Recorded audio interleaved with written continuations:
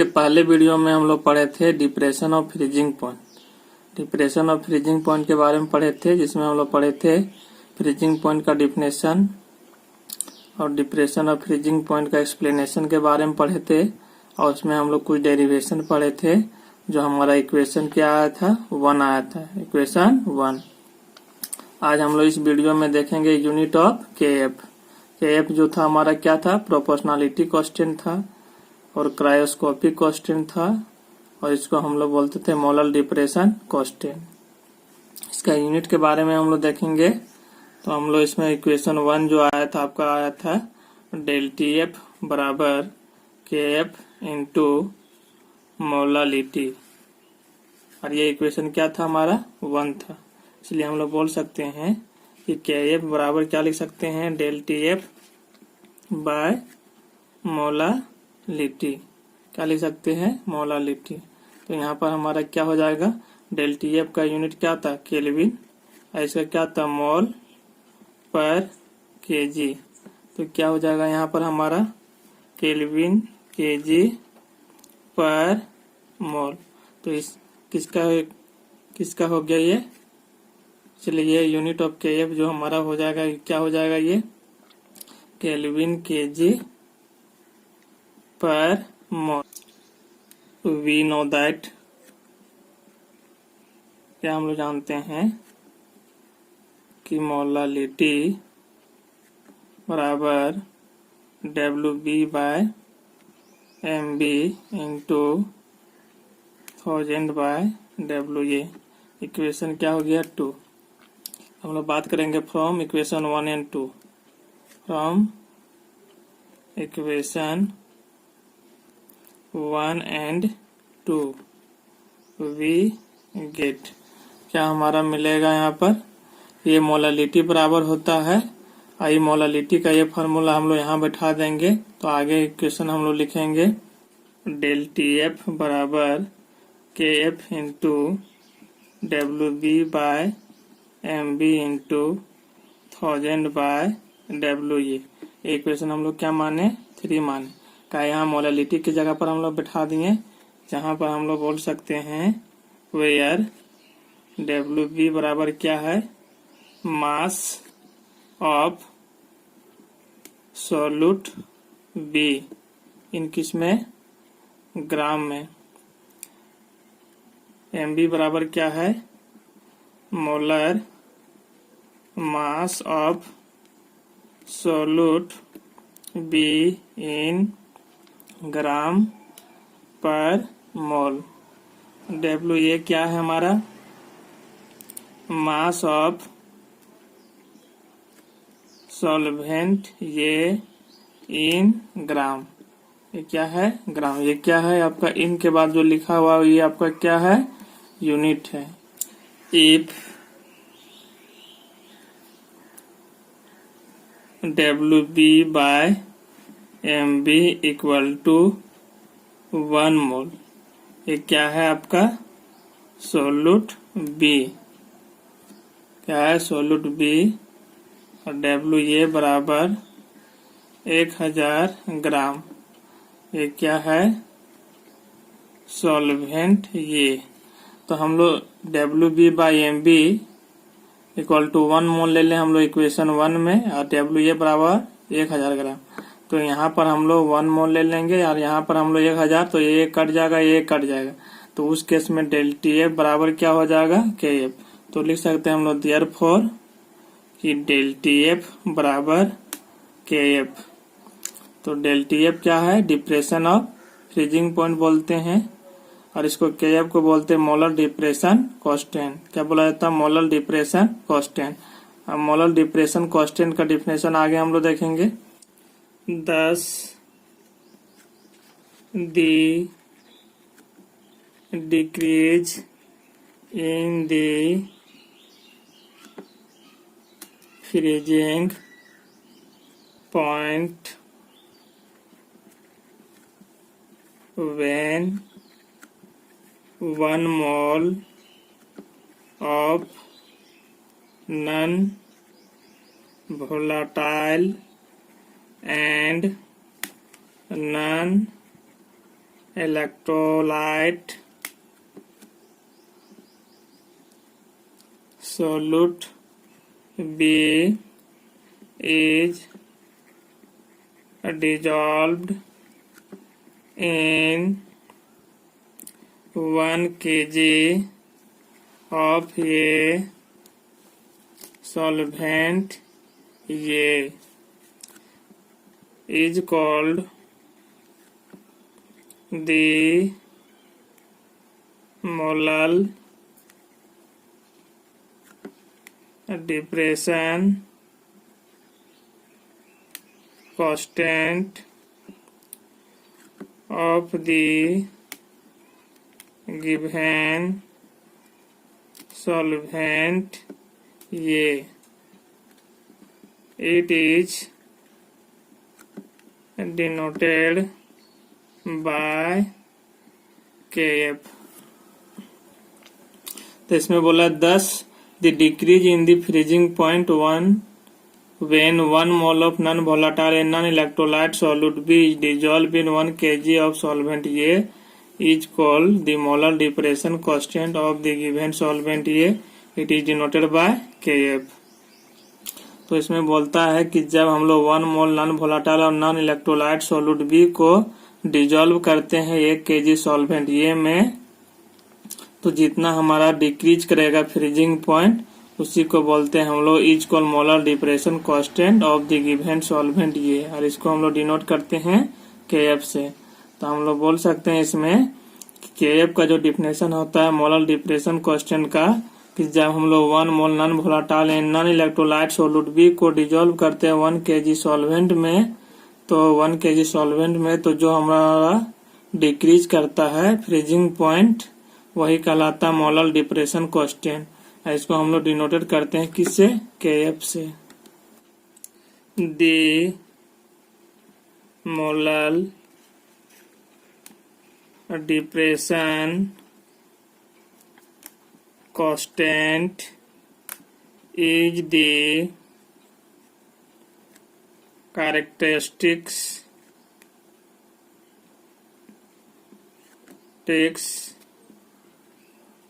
features of the solvent A. It does not depends upon the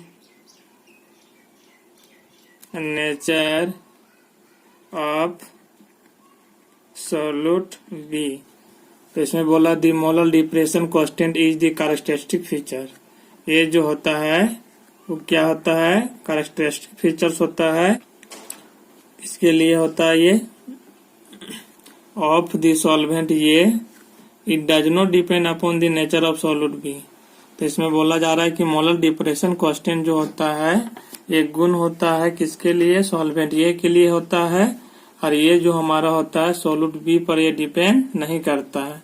ये किस पर depend करता है, नेचर ऑफ सॉल्वेंट पर, और सॉल्वेंट किस टाइप का है उसका हम पर डिपेंड करेगा हमारा।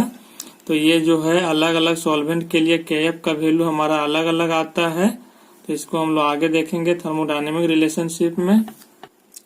The molar depression constant of A solvent A is given by the following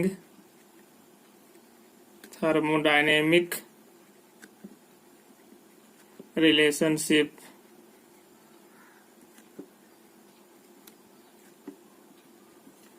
जो हमारा है बोला the molar depression constant of solvent A is given by the following thermodynamic relationship.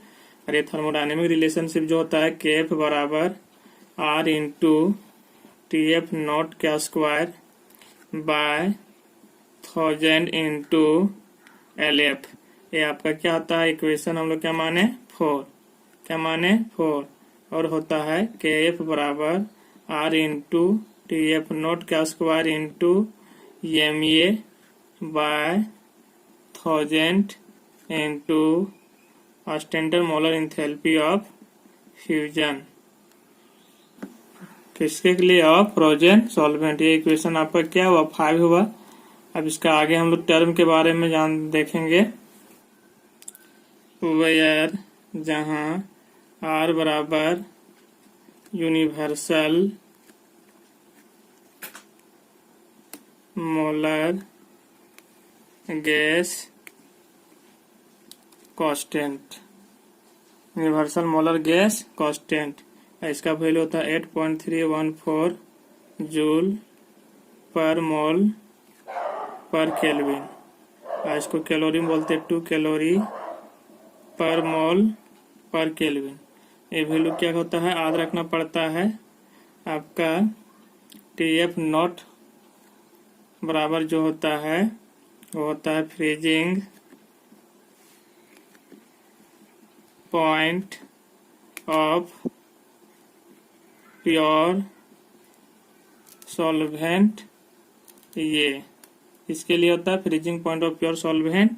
ये के लिए होता है MA जो होता है मोलर मास ऑफ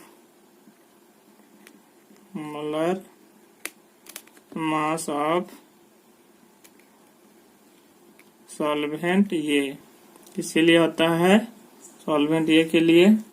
LF को जो बोलते हैं हम लोग latent heat of fusion of frozen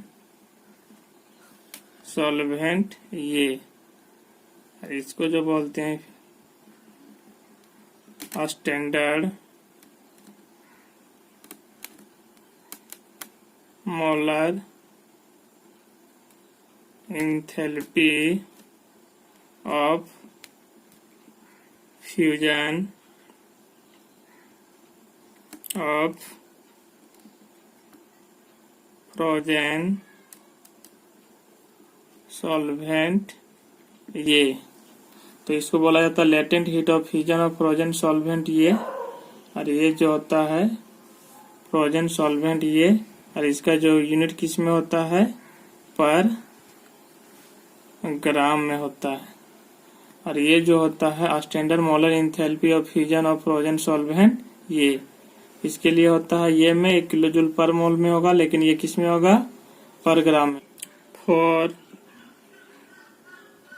water as a solvent, इसमें जो होता है TF नॉट जो होता है 273 केल्विन होता है, और LF का वैल्यू होता है 80 कैलोरी पर ग्राम।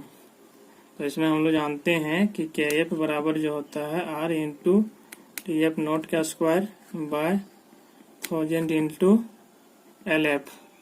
तो यहाँ हम लोग क्या लिख सकते हैं? KF बराबर जो लिख सकते हैं हम लोग कि ये हो जाएगा 2 कैलोरी पर मोल पर केल्विन इंटू 273 केल्विन के क्या हो जाएगा? ये स्क्वायर हो जाएगा। और यहाँ क्या हो जाएगा? 1000 इंटू क्या हो जाएगा? ये 80 कैलोरी पर केजी। तो यहाँ पर देखें हम लोग कैलोरी कट गया, यहाँ 2 केल्विन है, यहाँ 1 कट जाएगा। अब इस वैल्यू को हम लोग सॉल्व करेंगे तो देयरफॉर ये जो वैल्यू को हम लोग सॉल्व करेंगे वो आ जाएगा KF बराबर 1.86 केल्विन केजी, इसके लिए केजी पर मोल। ये KF का वैल्यू होगा किसके लिए होगा? ये वाटर के लिए होगा। तो ये वैल्यू याद रखना है। क्वेश्चन बनाने में हम लोग क्या करेंगे? यूज करेंगे for water as a solvent. तो TF नॉट बराबर 273 केल्विन, ये MA किसके लिए? H2O के लिए इक्वल टू 18 ग्राम पर मोल। और ये स्टैंडर्ड मोलर इंथैल्पी अब जो फ्यूजन जो होता है किसके लिए? आइस के लिए ये होता है बराबर +6 किलो जूल पर मोल। इसको हम लोग बोल सकते हैं कितना 6000 जूल पर मोल।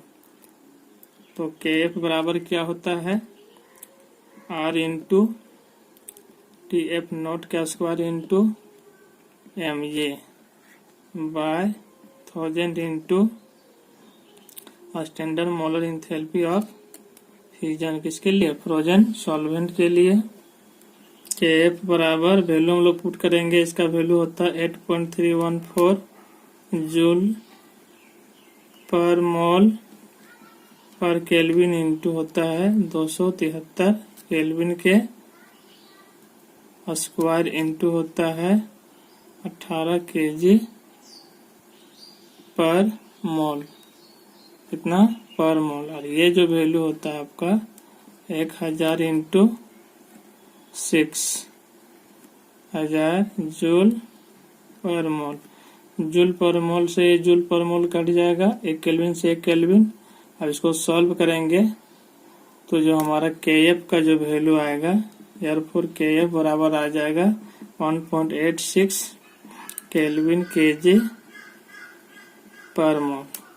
तो हम लोग देखें कि दोनों फार्मूला में जो वाटर का वैल्यू आया KF के लिए, ये कांस्टेंट वैल्यू आया कितना 1.86 केल्विन kg पर मोल। और ये वैल्यू जो होता है मोलर एलिवेशन कांस्टेंट का वैल्यू होता है एक्वा सॉल्यूशन के लिए, ये याद रखना है। क्वेश्चन बनाते समय हम लोग क्या करेंगे, यूज करेंगे, लेकिन वाटर के जगह हमको अलग सॉल्वेंट रहेगा तो उसका वैल्यू अलग आएगा। किसका? KF का वैल्यू। इसमें आगे देखेंगे हम लोग, different solvents have different values of KF। ये अलग अलग सॉल्वेंट के लिए अलग अलग वैल्यू होता है। तो इधर हम लोग क्या लिए, सॉल्वेंट लेंगे, और इधर हम लोग क्या लेंगे, KF का वैल्यू लेंगे। यदि हम लोग बात करेंगे इथानोइक एसिड के लिए, क्या बात करेंगे, इथानोइक एसिड के लिए, तो इसका होता है 3.9 केल्विन kg पर मोल। उसी तरह से बात करेंगे हम लोग बेंजीन के लिए, तो बेंजीन का जो होता है 5.1 केल्विन kg पर मोल।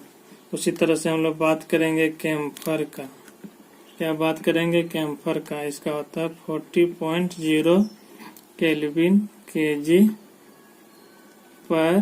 KF का वैल्यू आ गया। तो ये सब वैल्यू याद कर लेना है, क्वेश्चन बनाने में यूज किया जाएगा। यदि क्वेश्चन में दिया हुआ रहे कोई भी सॉल्वेंट का KF का वैल्यू, तो हम लोग क्वेश्चन में दिया हुआ वैल्यू को यूज करेंगे।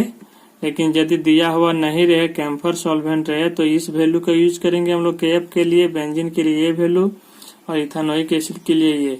लेकिन यदि हमारा क्वेश्चन में दिया हुआ रहे KF का वैल्यू, तो दिया हुआ वैल्यू को हम लोग यूज करते हैं। क्वेश्चन देखेंगे हम लोग, कर रहा है which of the following have the highest freezing point. इसमें हाईएस्ट फ्रीजिंग पॉइंट कौन सा सॉल्यूशन का होगा, तो पहला बोल रहा है 0.1 m aqua solution of urea, दूसरा है 0.5 m aqua solution of glucose, 1.0 m aqua solution of sucrose, 1.5 m aqua solution of maltose. तो हम लोग देखेंगे इसमें कौन सा इसका आंसर होगा। तो हम लोग देखते हैं, आगे सॉल्व करते हैं इसको। हम लोग जानते हैं कि ΔTF बराबर होता है KF इंटू, क्या होता है, KF इंटू मोलालिटी, और ΔTF बराबर होता है TF नॉट माइनस TF बराबर KF इंटू मोलालिटी। इसलिए हम लोग बोल सकते हैं कि TF बराबर क्या हो जाएगा, वो उधर जाएगा तो TF not minus KF into molality, ये वैल्यू हुआ। तो सभी में हमारा ये बोल रहा है एक्वा सॉल्यूशन। तो एक्वा सॉल्यूशन कहने का मतलब हुआ कि ये KF का वैल्यू हमारा सेम होगा, और ये जो वैल्यू होता है TF नॉट का वैल्यू होता है, तो सॉल्वेंट सब जगह वाटर है, इसलिए यहाँ भी ये वैल्यू हमारा सेम होगा। मतलब कितना होगा, 273 केल्विन।